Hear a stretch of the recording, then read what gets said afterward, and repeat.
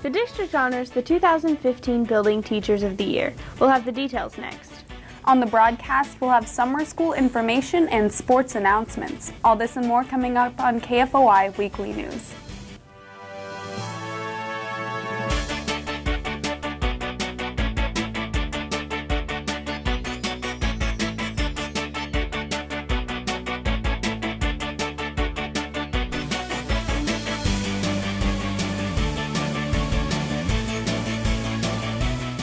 Hello everyone. Thank you for joining us on Comcast Channel 15 and AT&T UVerse Channel 99. I'm Felicity Nichols. And I'm Amate Boutte. And here are this week's news, upcoming events, and announcements for the Fort Osage School District. Congratulations to all the CEA Building Teacher of the Year winners.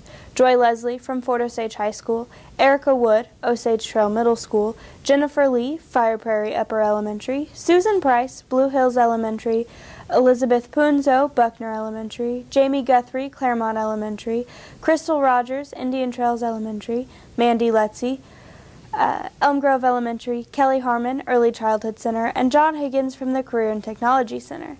The district winner will be announced at the district steak fry on April 27th. The Fort Osage Disability Awareness Group is hosting a Crazy Bowl fundraiser on Sunday, April 19th at Lunar Bowl in Blue Springs from noon to 2 p.m. Cost is $15 per person, and tickets can be purchased at any Fort Osage office or at the door. There will be raffle prizes and a silent auction. All proceeds will benefit the Fort Osage schools. Enrollment for the 2015 summer school session is now open. Use the summer session for credit recovery, get elective credits, or for enrichment courses. Packets are available online at fortosage.net and at all schools in the district. The Fort Osage High School volleyball team continues their second annual youth volleyball clinics. The clinics are open to current students grades K through 7. The purpose of these clinics is for youth volleyball players or those interested in playing to improve their volleyball knowledge and skill. Clinics are April 18th and 25th and May 2nd.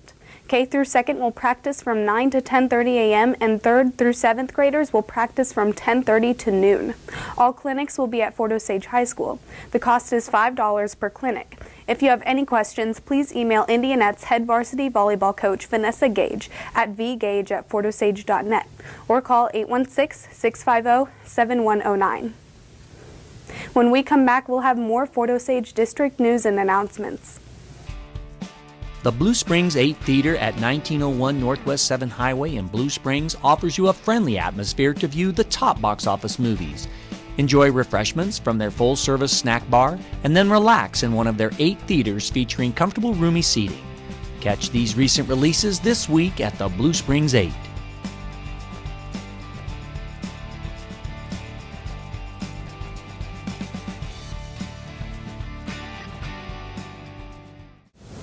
Welcome back.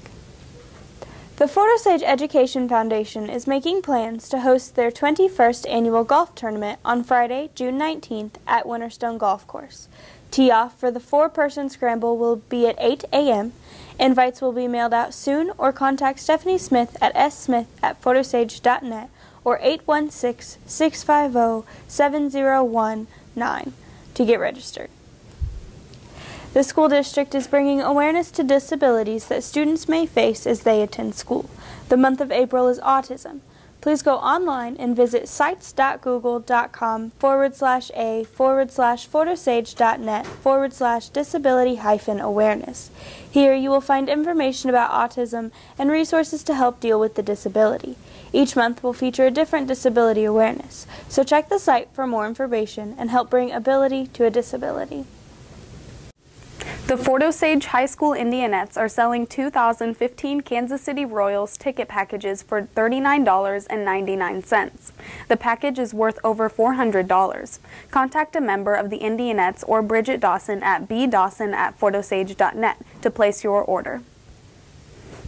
And the Link Summer Camp for students is in the process of hiring summer staff.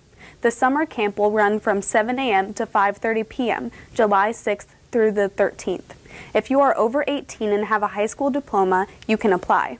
Visit the district website at fortosage.net and click on the virtual backpack link for an application, and once completed, you can return it to any Fort Osage Caring Communities Elementary School coordinator. We'll be right back with the news from around the district after this message. There's always fun in store at Big Frog Custom T-shirts and more in Independence. Visit the store, choose, create, and celebrate your customized design on a wide selection of apparel and gifts. Your order can be printed and ready within 24 hours. Let Big Frog outfit you today. The district recently named Robbie Shepard as the new principal at Osage Trail Middle School. KFOI's Caleb Winslow visited with him about his new position. Mr. Shepard has been looking at the school handbook, seeing if there are any changes needed to be made. Michaela Stoff thinks he will be a good principal next year. I think that Mr. Shepard would be really good for the new principal because he helps the students get through all their problems, and he likes to have a whole lot of fun whenever he's with all the students. Hunter Duncan is excited for Mr. Shepard to be his new principal next year. He shares his opinion why. He helps out Mr. Schuler around the building. He helps out the counselors. He makes sure people get to class on time. Trevor Baker thinks Mr. Shepard will be a good principal due to his leadership skills that he has currently. I think he'll do really good, speaking of how he's a good leader and helps kids with their problems when they're having trouble at school and other things at home going on that most kids can't handle by themselves. Mr. Shepard has been the assistant principal at OTMS for 4 years. Now he is ready to take the reins as the new principal. I'm very excited. I'm humbled by the opportunity that's been given to me, but I'm excited because we have a great staff here at Osage Trail. We have excellent students. I know that we're going to be able to do great things here. On behalf of the KFOI news staff, I'd like to congratulate Mr. Robbie Shepard on being the next principal of Osage Trail Middle School. From KFOI, I'm Caleb Winslow. In high school news, the speech and debate team is sending 6 students to the state national competitions. Mackenzie Barnett, Riley Messer, and Amate Butte will compete in the Misha State Championship April 24th and 25th. Sydney Martin and Jessica Long will compete in the NIETOC National Championship May 8th and 9th. Sydney Martin, Jessica Long, and Nate Holthe will compete in the NSDA National Tournament June 14th through the 20th. Junior Riley Messer was named a National Speech and Debate Association NFL Academic All-American. To qualify, Riley had to have a degree of superior distinction on her record, a grade point average of 3.7 on a 4.0 scale, an ACT score of 27 or higher, and completed at least 5 semesters of high school. High school sculpture students Chase Matlock and Hannah York both received honors at the Kansas City Zoo Earth Day event on April 11th.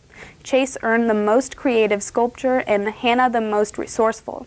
Together they earned the Fort Osage High School a first-place finish.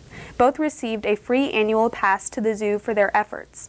You can see their pieces in the Fort's All Schools Art Show on April 29th. The high school choir department earned 4, 1, or exemplary ratings at the Missouri State High School Activities Association Large Ensemble Music Festival on April 11th. Touch of Class, Concert Choir, and Setting the Tone all received 1s, and for the first time in 11 years, the choir received a 1 rating in sight reading. And the high school wind ensemble brought home a 1 rating from the State Music Festival on April 10th. They also earned a 1 rating in sight reading. Congratulations, Indians. The CTC students held Penny Wars 2015 and raised over $3,000 for the Leukemia and Lymphoma Society. Students collected pennies, and on Friday, March 20th, they presented a check to help make a difference in the fight against leukemia and lymphoma. On April 10th, Fire Prairie Upper Elementary launched a weather balloon with the help of 1 triple KC Space Challenge. Caleb Winslow went to the launch and files his report. Alan Washburn of Burns McDonald was the lead man on the launch of the weather balloon. He shares what led to them doing the launch. At our first ever annual Space Challenge launch with a high altitude balloon for the IEEE KC Space Challenge. Our 2 participating schools this year were Fire Prairie Upper Elementary and Resurrection Catholic. They proposed a bunch of experiments for us that we put in a payload, and we're sending it up. We're hoping to reach at least 100,000 feet. We should come in around there. Heather Johnson is a 6th grade science teacher in the Howler Pack at Fire Prairie Upper Elementary. She helped prepare the students for the launch by doing different experiments in class.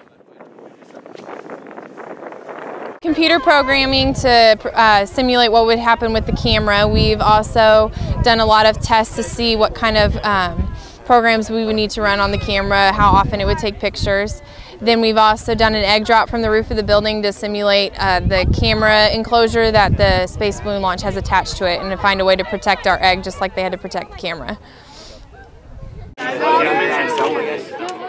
Danny MacArthur took part in the launching of the balloon. He felt that it was an exciting experience. I think the funnest part was being able to get so close to the balloon, because when we first heard that we would be launching a space balloon, I thought the company would do it and we wouldn't be able to get close to the balloon and watch it be launched into the air. Allie Young learned new skills during the balloon launch. She felt that she took a lot away in preparation for the launch. First, we had to do some coding to it so we can help see what the camera is going to do, and we had to do a lot of things with the storage of it. And we also had to see where it's going to pop and see where it's going to land. The goal for the balloon was to reach 80,000 feet before it ejected the payload, but unfortunately it only made it to 50,000 feet before it happened. Reporting for KFOI, I'm Caleb Winslow. In grade school news, Miss Hickey's class at Blue Hills Elementary School learned how to graph using Lucky Charms this past week. The Buckner Elementary students presented Barnyard Musical on March 19th to family and friends. Students shared their musical talents with the community, singing songs like Do the Milkshake and Old MacDonald. Here are some events coming up this week in the district. The high school plays host to the Men's Sing Fest on Thursday, April 23rd from 5:45 to 7:30 p.m. at Fort Osage High School. All boys in 6th through 12th grade who enjoy singing can come participate. Pizza will be served, and boys that learn the song well will be invited to sing in the Pops concert on May 8th. The May Board of Education meeting has been moved to Wednesday, May 13th, 7 p.m. due to the Fort Osage High School graduation on May 12th. KFOI is broadcasting live events on the NFHS network online. Live sporting events are pay-per-view with free viewing after 72 hours. To create a basic free account, go to nfhsnetwork.com and search for the Fort Osage High School. Click on the red Join Now button in the top right corner of the web page and sign up for a basic membership for free. To watch the event live, you must purchase a pass starting at $9.95. Viewers can sign up for the Fort Osage's exclusive offer of $49.95 for a yearly pass by clicking on the blue subscribe button under the Support This School heading in the upper right corner of the web page. Thank you for your support. We'll have this past week's sports report after this message from our sponsor. Lunar Bowl is a great place to host your graduation party or class reunion. With 32 lanes of bowling, arcade, conference room, and custom catering for groups of 25 to 300. Call Tina Short at 816-220-7722 to book and plan your next event. Lunar Bowl, family-friendly fun located on Highway 7 North in Blue Springs.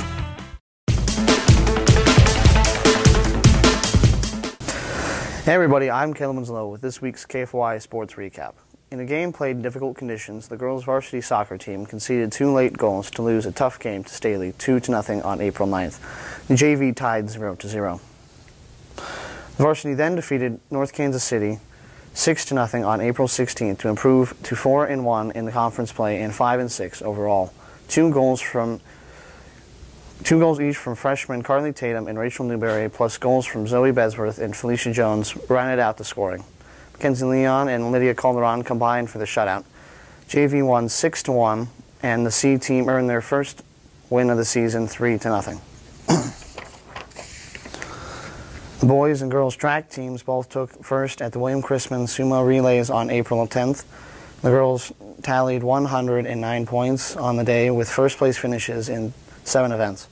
The boys chalked up 97 points with wins in 3 events. The boys and girls freshman track teams competed in the Park Hill 9th grade Invitational on Tuesday. Both teams finished 10th overall. Skylar Riley led the girls with a first-place finish in the high jump and third-place finish in the 100-meter hurdles. Levi Sage led the boys team with a third-place finish in the high jump. Toga Acevedo took fourth in the long jump, and Tony Rios placed fourth in the 800-meter run. We'll be right back after these messages from the NFHS Network. It's hard to get to everything we have going on here. I mean, this high school has so much, and now you're offering the ability to watch those events without having to travel there. My dad travels a lot, so he likes to watch the events. Like if I'm playing a volleyball game and he can't make it, he'll watch it and he loves it.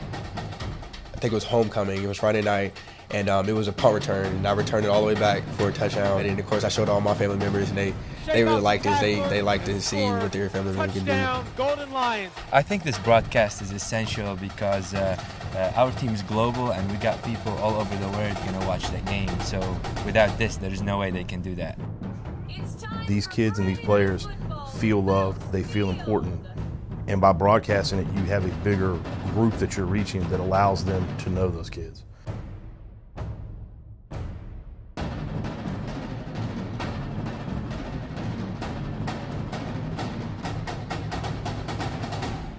Welcome back. The varsity baseball team came out with a couple of wins over Park Hill on April 11th. They won Game 1 7-5. Cody Offland led the Indians with 3 hits and 1 RBI. Riley Hill pitched 4 solid innings before giving it over to the bullpen. Isaiah Page earned the win from the mound, and Jamison Raines got the save. The Indians took Game 2 7-3. Andrew Baxley had 2 hits and an RBI to lead the offense. Cal Harris fanned 5 Trojan batters while only allowing 1 earned run to secure the win. The varsity baseball team held on for a 10-8 win over Raytown April 13th. The game was moved to Raytown due to poor field conditions at the Fort Osage High School. Aaron Greer was 3 for 4 and scored twice, while Andrew Baxley was 2 and 4 with a home run and 3 RBIs. Tyler Murphy was also 2 for 2 and had 2 RBIs. Peyton Tolliver went 5 innings and earned the win. Middle relievers Isaiah Page and Riley Hill provide strong middle relief, and Jamison Raines closed it out to get the save. Varsity then lost a tough game to Liberty North 4-0 on April 16th. Aaron Greer, Peyton Tolliver, and Cody Offland each had 2 singles in the game. The JV baseball team dropped a road game to Liberty North 5-2 April 15th. Abraham Gonzalez led the Indians with 1 hit and an RBI. Josh Merrithew had 2 hits.